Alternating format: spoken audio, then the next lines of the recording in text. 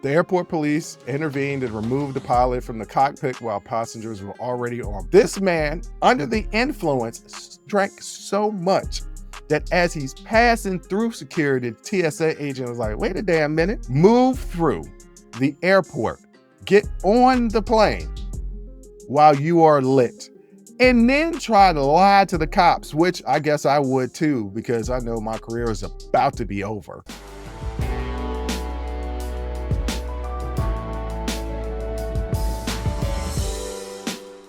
You know, sometimes life imitates art and art imitates life.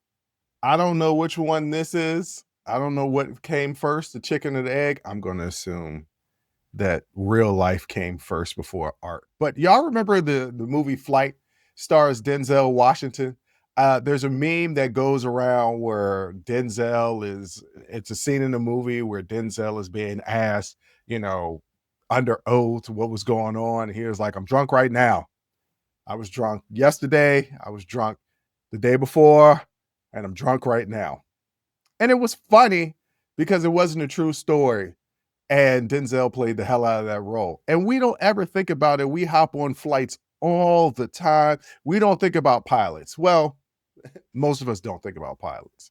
Racist people think about, if the pilot is black or white. But I'm just talking about the normal people out there. Don't ever think about the pilot. Hell, half the time we don't even meet the pilot. We meet the attendants, but not the pilot. Why am I bringing all this up? This story is not new. This story is old.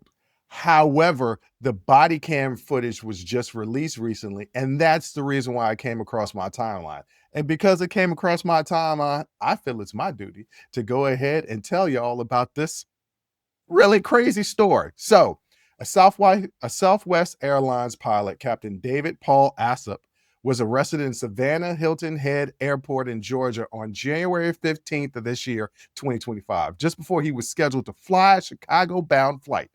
The arrest unfolded after a TSA officer noticed that Assop appeared intoxicated and could smell alcohol on his breath as he passed through security. This prompted airport police to intervene and remove, I'm going to just call him the pilot because his last name is crazy. It's Allsop, but that's a mouthful for me because, my speech impairment. So pilot. So the airport police intervened and removed the pilot from the cockpit while passengers were already on board. The pilot was asked when he last had alcohol. He replied it had been about 10 hours and claimed the smell officers noticed might have been from the nicotine gum. However, after performing field sobriety tests on the jet bridge, the pilot failed 2 of the 3 tests. He declined a blood draw to confirm his blood alcohol level and was charged with driving under the influence. Driving? This dude was about to fly, but I assume that he drove to the airport. Or maybe he got drunk at the airport. I don't know. The arrest effectively ended his 19-year career as a pilot with Southwest, stating that he was immediately removed from duty and fired. Southwest Airlines responded that the safety of employees and customers is their top priority. Passengers experienced significant delays as a replacement pilot was found, and the airline apologized for the disruption. Efforts by Southwest employees to take custody of the pilot for their own tests were rejected by police, who emphasized their obligation to process the incident according to state law. Criminal charges against the pilot remain pending as of August 2025. So I don't even know what the Southwest employees were trying to do. They wanted to take custody of them for their own tests, but that was rejected by the police. That's just weird. The police said they're going to follow the law. But this is scary. This man, under the influence, drank so much that as he's passing through security, the TSA agent was like, wait a damn minute. This dude is lit. Now, don't get me wrong. The other day I was around my sister and I, like I frequently do, had a Gatorade bottle with some tequila in it when I'm traveling, right? Like, I'm going here and there and, we're about to go party, pregame. I put it in a Gatorade bottle. Now, will that get me busted? I guess if any cops are listening or watching the show and see me on public transportation, they're going to ask me what's in the bottle. But supposedly from my sister, you can smell what's in the bottle. And it's tequila. Tequila has a very distinct smell and a relatively strong smell. This pilot passed through TSA lit, was going to fly lit. And I know a lot of you guys are thinking, well, how much does that happen? I'll get into that in a minute, but I just want to talk about the audacity, the absolute audacity to move through the airport, get on the plane while you are lit, and then try to lie to the cops, which I guess I would too, because I know my career is about to be over. Then try to lie to the cops and be like, oh, I drank 10 hours ago. Now, you can drink so much that the next morning you reek of alcohol. It like comes through your pores, like you can smell it. I've had clients and me personally, the next morning you reek of it. That means you had a lot. You had a lot to drink. Even after you shower, you still smell like alcohol. You had a lot to drink. So even that explanation is wild. That's still like, yo, bro, you drank that much, you might still be a little under the influence, even if it was 10 hours ago.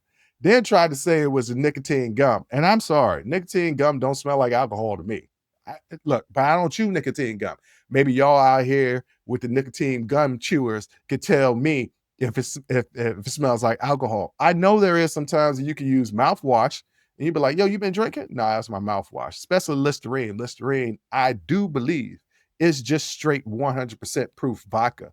But but honestly, that's just crazy. And what's crazy to me is how often does this happen? So incidents of airline pilots that have been caught with alcohol impairment or under the influence of commercial flights.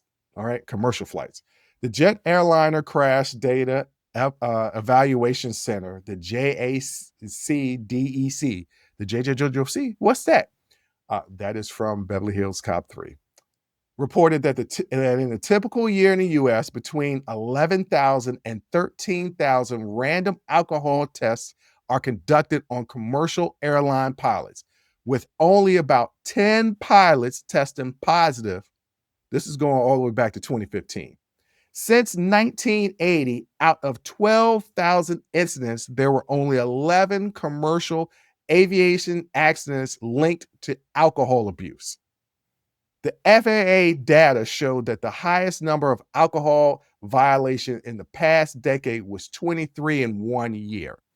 Pilots are subjected to strict regulations, including blood alcohol content, limit of 0.04%, and a minimum of 8-hour bottle to throttle rule before flying.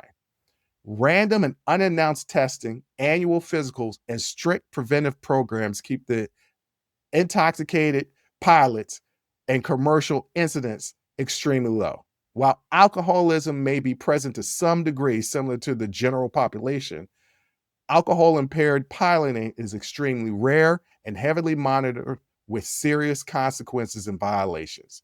So basically, this don't happen that often. We fly a ton of planes and very rarely, every year, every day there are hundreds, probably thousands of flights just in the US alone. Very rarely are we getting anything that would say alcohol related incidences and crashes. I don't really ever really hear it. Now, I'm gonna keep my ear to the streets to check and make sure that these things aren't really happening. But the numbers say that this doesn't really happen. Now, for some people that are listening to this who are already afraid of flying, this is not going to decrease your fear in flying. Now, this is just an added thing. You already worried about some mechanics of the plane flying off or something going wrong, and then you plummet into your death.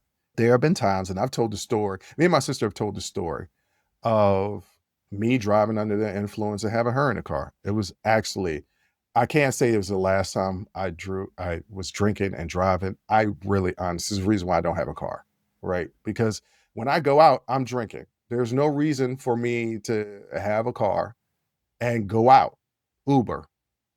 It's so much better for me because I honestly don't want to go to jail. But in my youth, I did used to drink and drive. And I used to say, well, I'm a better uh, driver under the influence than I am a regular driver because I'm more aware, like I'm more focused, which is complete and utter BS. I wasn't, right? When your senses are dulled, which is what alcohol does, you're not sharper. You're absolutely the opposite of that. So it was just my, I don't know, ego to believe that that was the case.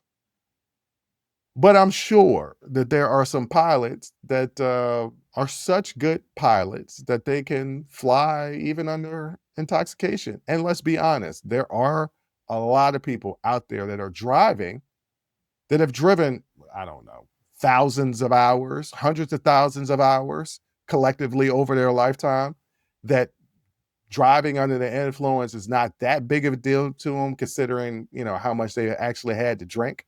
I wouldn't chance it. But I'm also not a pilot. I couldn't even play flight simulator. I always crashed the plane. I never wanted to try to attempt to be a pilot. I could barely drive a motorcycle.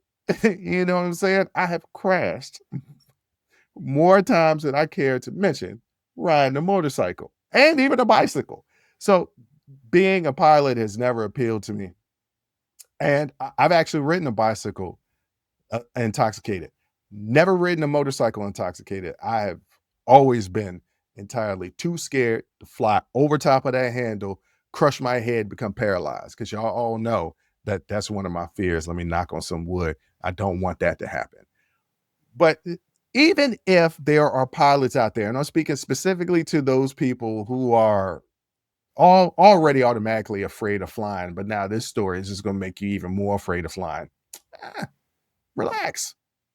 Relax, because pilots pilot just like drivers drive. Are there a lot of drunk driving accidents? Of course there are. Way more than pilots, right? As Superman stated in Superman the movie 1978, statistically speaking, flying is the safest way to travel. I think that is still the case. Join the conversation and follow the Unsolicited Perspectives podcast on Apple, Spotify, or wherever you get your audio podcasts.